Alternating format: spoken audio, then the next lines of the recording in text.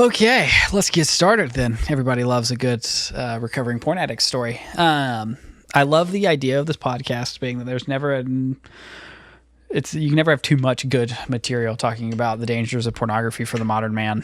I think it's a very tough situation for guys of our age to be in. So we've both grown up with the internet around us all the time, and that has made pornography quite a scary thing. So I guess we'll get into it. I'm going to give like a 10,000 foot view of my life and how pornography and I have intersected, and then what that's taught me and how I can hope to be of help to anyone who watches this, or friends of mine that call, and anyone I can help. So all right, let's get started. So I grew up in a pretty loving house, which is a lot of fun. However, like a lot of people with kind of difficulty with sexuality, I did have some, I guess what you'd call like childhood trauma. I won't get into all the details, but I got introduced to sexual stuff pretty early in life, which is tough. Most of the statistics I've read is a lot of people that deal with addictions in the sexual realm get introduced to things far earlier than the average. But I think the last time I read the average introduction to pornography is, I read it was 11 years old a couple of years ago, and it may be down even lower than that now. I read something, maybe it was even like 8 or 9. 8 or 9, yeah. And that's bad because your brain is not capable of handling that level of dopamine or that level of visceral stimulation. Yeah. So, and I was not ready to handle that. I was probably like mid-elementary school when I first saw pornography outside of other sexual stuff, and was pretty hooked. The shame of it is pretty brutal. Like when you're a little kid and you don't particularly know how to handle those things. I'm sure there are some kids out there that are like, oh yeah, I can handle that and can talk to my parents about it. I was not one of them. I internalized that as like, okay, I've been doing a bad thing, so that means I'm real bad, which is not correct. We'll get to that eventually, but very understandable when people take that direction. Yeah. So I became very secretive, which secrecy fuels shame, which fuels not liking yourself, which fuels the desire to make yourself feel better, which fuels the desire to watch more pornography. Yeah. And so then I just spiraled on that for most of my growing up life.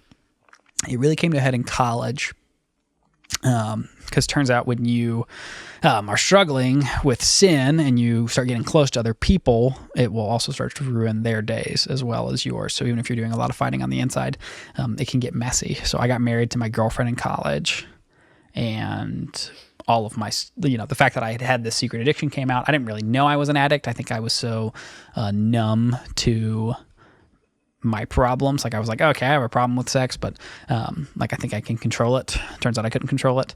But I, like a lot of guys, thought, well, maybe I should get married. Like that will fix it. I think that's a very big misunderstanding for men. Is that having sex and getting married doesn't necessarily fix your problems with sexual sin. I've got a whole thing we can talk about later. This theory I run with, that most people have two sexuality. I think a lot of men specifically that struggle with sexual sin. You've got one that's good that you don't really recognize until you get married and start having sex within the right context.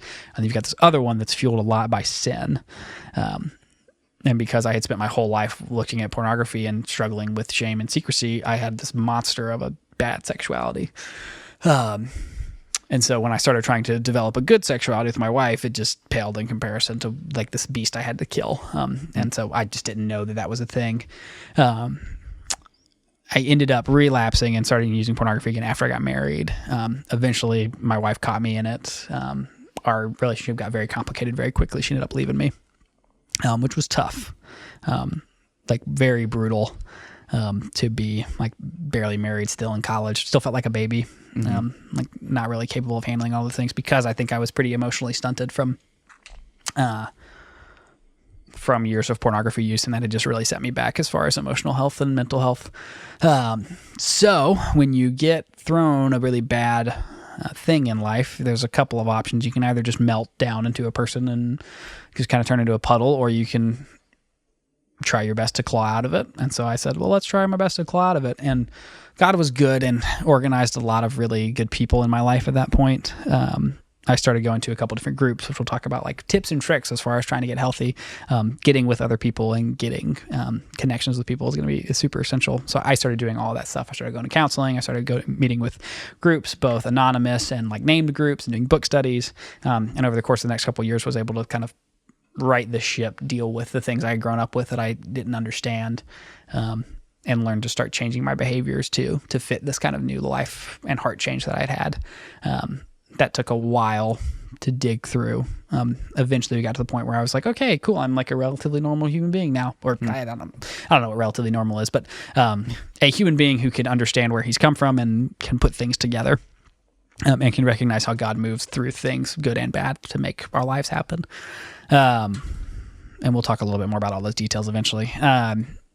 Now I am remarried to another wonderful wife. We've got one beautiful baby girl and another little boy on the way.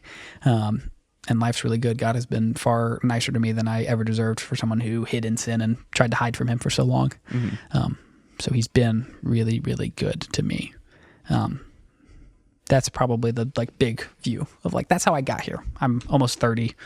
I would now in hindsight, I'm like, I was a hardcore pornography addict from probably 10 till 24.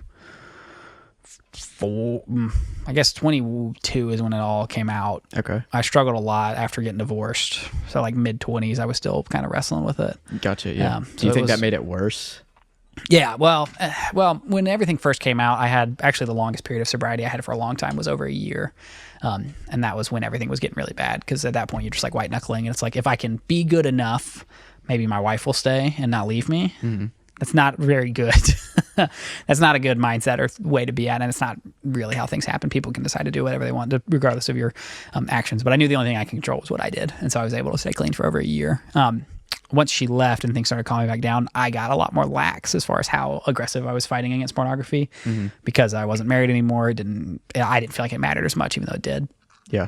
Let me see. I got married a couple of years ago, and we'll talk too about how the bear with addiction is that, like, because you change your brain chemistry, like, I'm going to say, like, I have victory over it in the sense of I'm much better than I used to be, but it's still a struggle. And so how long have I been clean now? I think my last relapse was like a year or two ago. It's been long enough that it's like I struggle to remember when it was. Yeah.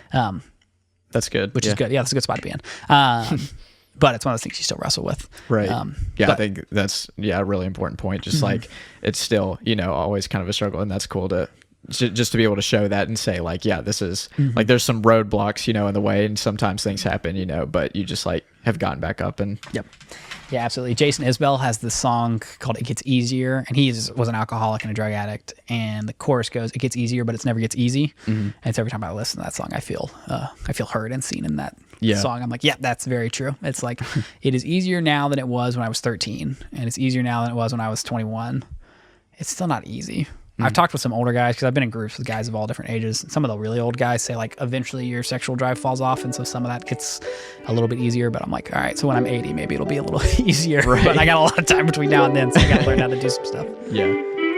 All right, so I don't love doing this, but I realize the importance of it as a YouTuber now, so I'm going to throw it all out there. First off, if you like the video, if you put an actual like on it, it actually shoots it out into the algorithm. So other guys who are looking for this kind of content like you, it will show up in their feeds as well. Also, sharing the video to guys that you think would be interested in it, and also doing little things like commenting. Commenting is actually a big one. If you just throw something in there like, I got value from this episode, that does a ton in regards of like getting YouTube to notice it and put it onto the algorithm for other men who are searching for this kind of content. Also, just for you, if you want to see more of this content and you want to be notified, you can subscribe, and that'll make sure that it's constantly in your own feed and you can see up to date. We're planning to do about 1 episode per month. That's the rate we're doing it right now. And then we're doing shorts and clips in between that time. So you get a little bit of that to hold you over until the next episode. So yeah, like, share, subscribe, comment, all of those do a ton to boost the video and get it to other people who are looking for this too.